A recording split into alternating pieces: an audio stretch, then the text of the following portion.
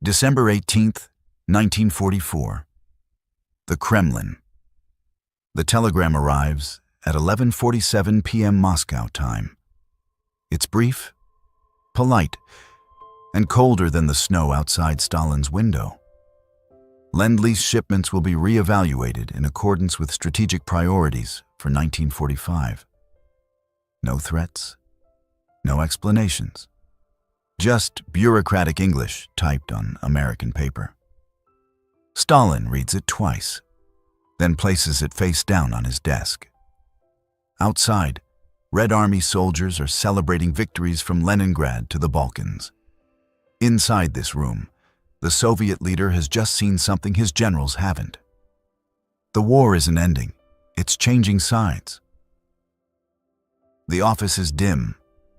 A single lamp throws shadows across maps of Europe, maps where red flags now stretch from Warsaw to Budapest. Stalin lights his pipe. The match flares, then dies. On the table, intelligence reports, production figures, photographs from American factories, all delivered by NKVD couriers in the last 72 hours. He doesn't touch them yet. Through the thick walls, faint sounds. Typewriters in adjacent offices, boots on marble floors, the low hum of a building that never sleeps. But here, silence. Stalin stands, walks to the window. Moscow below is blacked out, a city that has survived siege, starvation, and 3 winters of total war. He exhales smoke slowly. They think we won together. He turns back to the desk. But Allies don't send telegrams like this.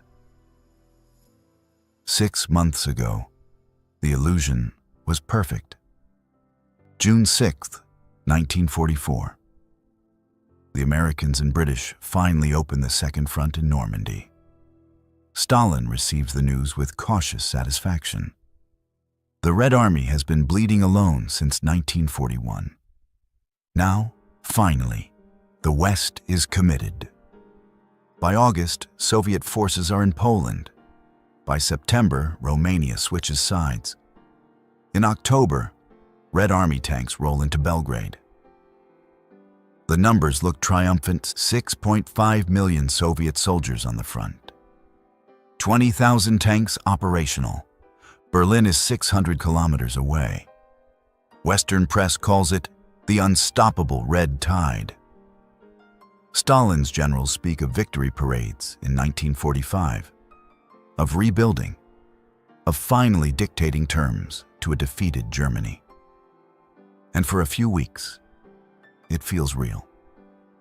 Lend-Lease convoys still arrive in Murmansk. American trucks, canned food, aviation fuel, steel. Roosevelt's letters remain warm. Churchill sends congratulations after every captured city. The alliance seems unbreakable. But then the intelligence reports start coming in. And the numbers behind the numbers begin to surface. And Stalin, who trusts nothing and no one, starts asking his advisors a single question. What happens when Germany falls? The reports are clinical, typed in Russian, translated from American industrial journals, British strategic assessments, and intercepted diplomatic cables. Stalin reads them in order. No emotion, just absorption. Report number 1. Industrial capacity. United States war production, 1944. 96,000 aircraft manufactured. 17,000 tanks produced. 49 aircraft carriers operational or under construction. 70% of all Allied war material coming from American factories. Soviet production, same period, 40,000 aircraft, 29,000 tanks, 0 aircraft carriers. Heavy dependence on American aluminum, copper, steel alloys. Report number 2. Nuclear intelligence. NKVD asset. Perseus confirms. Americans have operational atomic weapon program. Codename, Manhattan Project. Estimated completion, mid-1945. Soviet nuclear program status, theoretical stage only. Report number 3. Strategic positioning. Current Allied progress in Western Europe. Patton's Third Army, 1,000 kilometers advanced since June. British forces, northern Germany in reach. Strategic bombing. German industrial capacity reduced 60%. Meanwhile, Red Army progress slows. Logistical lines stretch 2,000 kilometers from Soviet borders. Casualties, 800,000 plus since June offensive. German resistance stiffening in Poland. Report number 4. Post-war planning. Intercepted State Department memo, November 1944. Soviet cooperation necessary until German surrender. After that point, re-evaluate all assistance programs based on American strategic interests. The language is diplomatic. The meaning is not. Stalin sets down the final page. He does not call for his generals, does not call an emergency Politburo meeting. He simply sits and calculates. Stalin opens a drawer, pulls out a map, not of Europe, but of global industrial capacity. It was prepared by Soviet economists 3 weeks ago. He requested it personally. The map uses colors red, Soviet industrial zones; blue, American industrial capacity; gray, everything else. He stares at it for a long time. The blue overwhelms everything. The United States produces more steel than the rest of the world combined, more oil than all of Europe and Asia together, more electricity than 20 Soviet unions. And they haven't been invaded, haven't lost 20 million people, haven't seen their factories burned to ash. Stalin picks up a red pencil, draws a line from Moscow to Berlin, then a blue line from New York to Berlin. The American line is shorter. He sets down the pencil. We bled for 3 years while they built. Now they will arrive fresh, strong, and we will arrive exhausted. He thinks about Roosevelt's telegram again, the polite bureaucratic phrasing, re-evaluated in accordance with strategic priorities. Not our alliance, not mutual victory. Strategic priorities. Stalin has spent his entire life reading between lines, surviving by understanding what powerful men don't say. And what Roosevelt isn't saying is clear. We don't need you anymore. The Red Army is 600 kilometers from Berlin. The Americans are 800, but the Americans have intact supply lines across an ocean they control completely. Industrial capacity that grows every month while Soviet capacity barely holds steady. An atomic weapon that will be ready before Berlin falls. And most importantly, a country that hasn't been destroyed. Stalin closes his eyes. He sees the future in an instant. Germany surrenders. The Americans dictate terms. Soviet casualties, 25, perhaps 30 million dead, are acknowledged with somber speeches and then forgotten. The West rebuilds Western Europe with American money, American machinery, American influence, and the Soviet Union, exhausted, depleted, dependent. He opens his eyes. The map is still there. The blue still dominates. He speaks aloud, though no one else is in the room. They let us bleed. Now they will let us beg. It's not anger in his voice. It's something colder. Recognition. The mechanism was always there. Stalin simply didn't want to see it. He walks back to his desk, picks up a file marked Lend-Lease Analysis, August 1944. His own economists wrote it. He read it once, then buried it. Now he reads it again.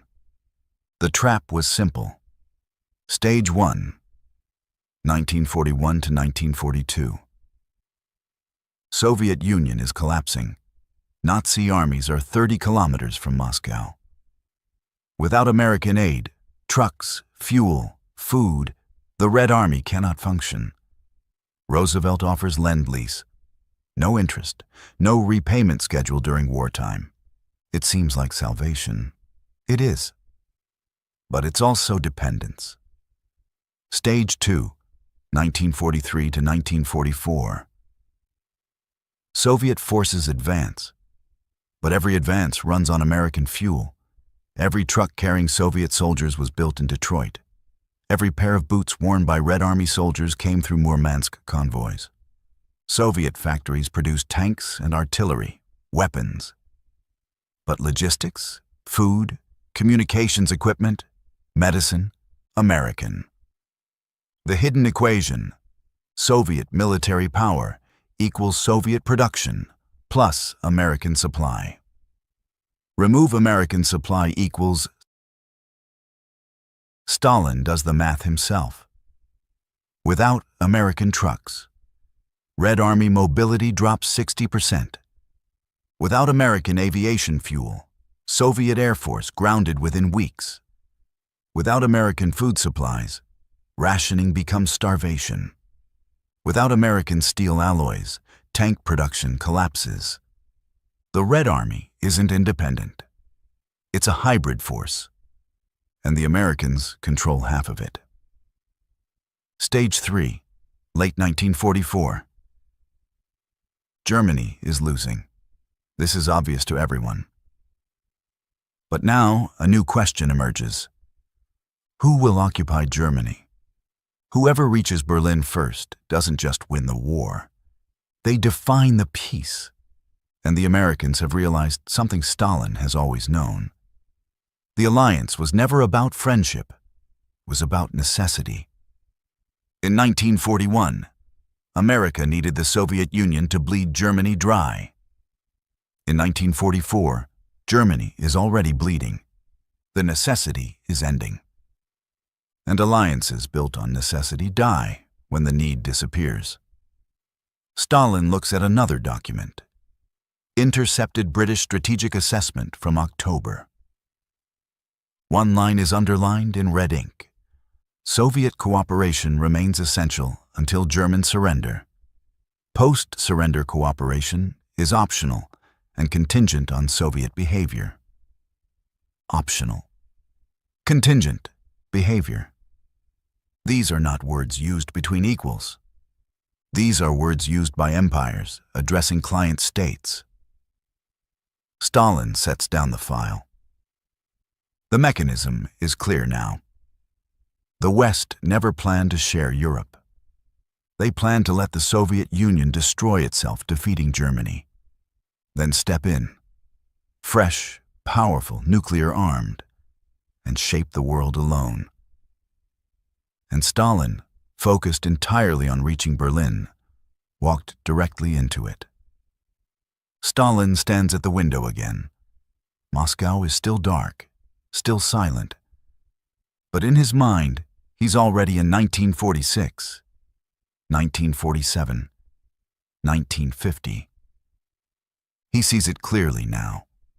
The world after Germany falls will not be shared. It will be divided. And the line will be drawn not by negotiation, but by whoever has strength left when the shooting stops. The Americans will have strength. The British will have empire. And the Soviet Union, victories, monuments, millions of graves, and exhaustion. He makes a decision, not loudly, not dramatically, just a quiet recalculation in the cold logic that has kept him alive for 30 years. If they no longer need us, then we must make sure we no longer need them. The orders go out quietly. December 20th, 1944. Soviet intelligence redirected. Priority shifts from German military targets to American nuclear program. Perseus and other NKVD assets ordered, obtain every schematic, every formula, every name. January 8th, 1945. Military strategy adjusted. Red Army offensives accelerated. Not to defeat Germany faster, to occupy as much territory as possible before American forces arrive. Every kilometer taken now is a kilometer held later. February 4th, 1945. Yalta Conference. Stalin sits across from Roosevelt and Churchill. They talk about democracy, about free elections in Poland, about cooperation. Stalin nods, agrees, smiles, and thinks, "You're negotiating for a world where you still need me. I'm preparing for one where you don't." The consequence. The Cold War doesn't begin in 1947. It begins here, in this office, on this December night, when one man reads a telegram and understands victory in war does not guarantee power in peace. The Americans will get their atomic bomb in July 1945. The Soviets will get theirs in August 1949. 4 years late, but they will get it. Because Stalin, sitting in this dark office in December 1944, has already decided, whatever it costs, however long it takes, we will never be dependent again. Epilogue. History will remember the Yalta Conference, the division of Germany, the Iron Curtain, the Berlin Wall. But those were just consequences. The actual moment, the pivot point, was quieter. A telegram delivered at 11:47 p.m. A man standing at a window. And a realization. Alliances built on fear die when fear is gone. And empires built on strength begin when that fear is replaced by something colder. Certainty. Stalin turns from the window, sits back at his desk, picks up a pen, and begins writing orders for a war that hasn't started yet. But will. Because in that moment, he understood what the Americans did not. The only thing more dangerous than a powerful enemy is a weak ally who refuses to stay weak. The lamp flickers. Outside, Moscow sleeps. Inside, the future is being written, one cold decision at a time. That telegram in December 1944 didn't end a war. It started one that would last 45 years. A war fought not with tanks and bullets, but with rockets, spies, and the constant fear that one miscalculation would end everything. If this story made you see the Cold War differently, if you realized that the decisions made in quiet rooms matter more than the battles fought in open fields, then subscribe. Because history isn't just about what happened. It's about why it happened. And the why is always hidden in moments like this.